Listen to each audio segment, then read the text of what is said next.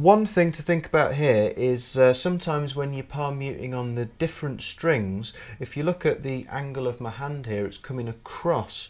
So what's happening here is something that's great, a position that's great for, say, palm muting on the bottom strings on string 6 isn't any good for string 1 because I'm coming across and I'm touching the string too far into this length. I'm not close enough to the bridge. So what that means is there's two things you can do. You can either sort of twist your hand round a little bit. So I'm just going to play some power chords on the rooted off the E string, and then the A string, and then the D string there. So this is one way of doing it, twisting round. If you can see, as I move down, I'm just doing this with my wrist.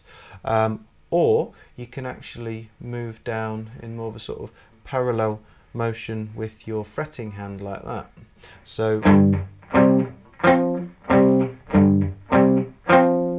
okay, so probably don't want to worry about that too much to start with because you might just want to get used to the basic technique, because most of you playing will probably be on the bottom string on string 6. So if you can palm mute there well, then it's a sort of a springboard, and then you can get used to palm mute in different places as well. But just bear in mind that you don't want to be really solid, even though it feels like quite a sort of physical technique on the guitar. Sometimes you're playing a bit more heavily than usual. You don't want to be locked in one place.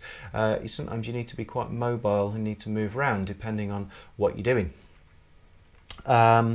Because, say, if I wanted to play a scale, I might actually want to palm mute the top strings. So if you look, see what I'm doing there, I'm having to gradually move this hand around depending on which string I'm plucking. So that's one more thing you could try. That was a minor pentatonic. It was a G minor pentatonic. Let's have a crack in the key of A, fret 5 on the bottom string, because there's a ton of other free level 1 lessons using the A minor pentatonic scale. If you're not familiar with that, if some of this is going over your head, then again, check out those free level 1 lessons on the level 1 lessons page.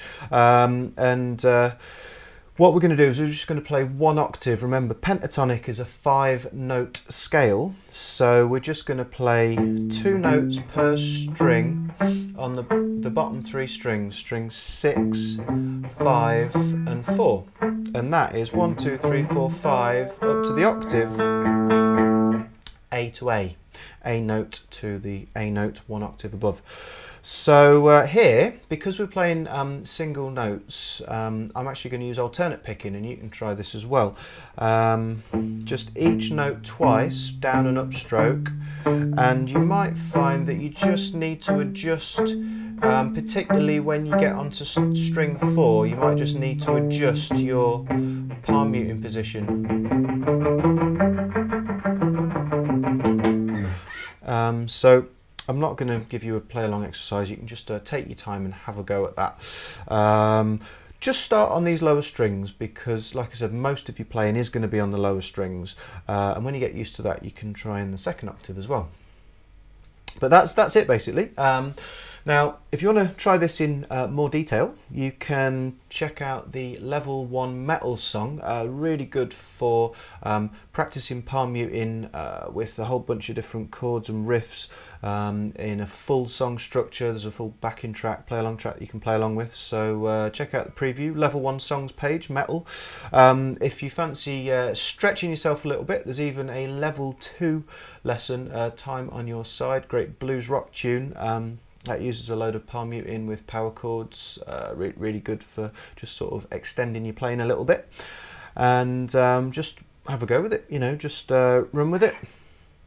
Remember, you can play the power chords in different places on the fretboard. Again, the beginner lessons on power chords are not just looking at the power chords, but looking at whereabouts you can play them, what the different notes are on the fretboard. So hopefully you could start coming up with your own own progressions. That's all I was doing at the beginning there. I was just playing a progression I came up with just off the top of my head. So hopefully you can come up with something even better than that with a bit of practice, and there you are, writing songs straight away. Great fun. So hopefully you enjoyed the lesson, hopefully you found it useful, and there's loads more on Coda Guitar, so look forward to seeing you here again soon.